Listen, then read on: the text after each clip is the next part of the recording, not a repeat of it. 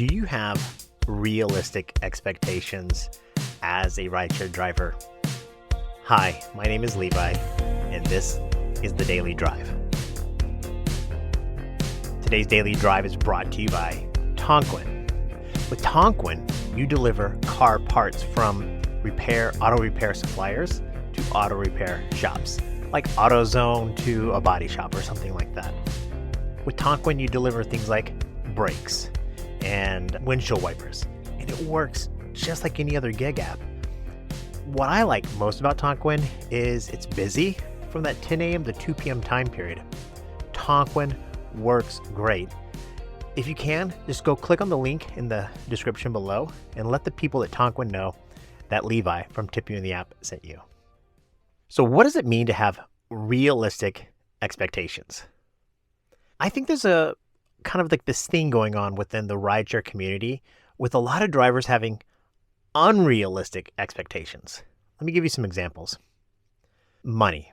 We want to make as much money as possible. It'd be great if they paid us $1 million to be rideshare drivers, but that's not realistic, right?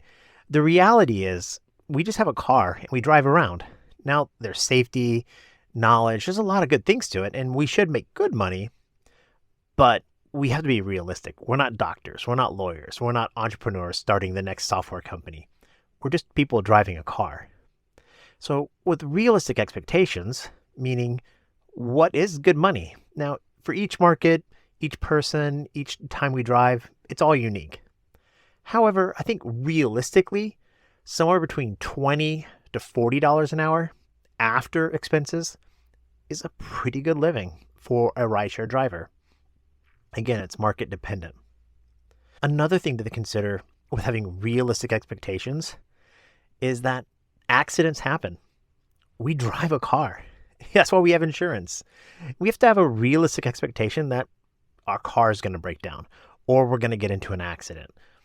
It's just going to happen. We put so many miles on our car. It's unrealistic to think that nothing wrong is ever going to happen. And that's why it's important for us to save money, have good insurance, and prepare for that time when the inevitable happens, like with me and my car hitting that deer. It's just going to happen. The third thing is we should have realistic expectations that the riders don't care about us. Sure, we're going to make a couple of friends here or there, and we'll have great experiences. But the reality is the riders didn't order a trip to make a friend. They ordered a trip to go from here to there. And part of that realistic expectation is that sometimes it's dangerous. We get unruly people, right? There's no way we should have an expectation that every single passenger is going to work out perfectly. So to have a realistic expectation on how to handle those situations when it does happen. Hopefully it never happens to you, but God forbid. We've even seen the news, people getting carjacked. The final realistic expectation is that you and I are one of millions. And the truth is, the companies, they just don't care about us. Uber and Lyft, they care about drivers and they want drivers as a whole. But you and me, like Levi, as an individual, they just don't care. We're part of a massive machine. We're just a cog in the wheel. And we have a realistic expectation that the reason why they kick drivers off the app so quickly is because they have so many of us. And furthermore, it's in their best interest if somebody complains about a driver being unsafe or rude or whatever. It's just easier to kick us off and have us deal with it. So have a realistic expectation that you're not going to stay on the app forever, that the apps will kick you off. So you can't just be dedicated to one platform, maybe 2 or 3. I'm not saying it's bad. You know me, I like rideshare. I think I make a good living. I enjoy it. Yeah, it's fun. This is good. I like it. But it's not perfect. And quite frankly, nothing is. Even a person like Elon Musk, a bajillionaire, the world's richest man, has problems. I have a realistic expectation that something's going to happen. Something is bad is going to happen, something wrong. I don't want to be negative. I just want to be real And that's what we're talking about today.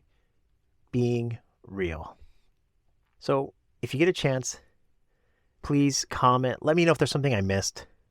Let's communicate. The reason why I created Tip You in the App, the Daily Drive, Thrive, all of these different products and brands is to build a community, because I felt like the drivers, there's nobody in our community. Sure, there's people pissed off at the rideshare companies and they want to strike. Those people are over there, and I like them. And then there's the people out there maybe making funny videos. I wanted to create something where you and I can connect and just communicate, a community of like-minded drivers, people that like rideshare, that want to make the most amount of money, but also want to enjoy the flexibility and freedom. If you get a chance to, let me give a shout out to my final sponsor, Voom. Have you heard about Voom Insurance?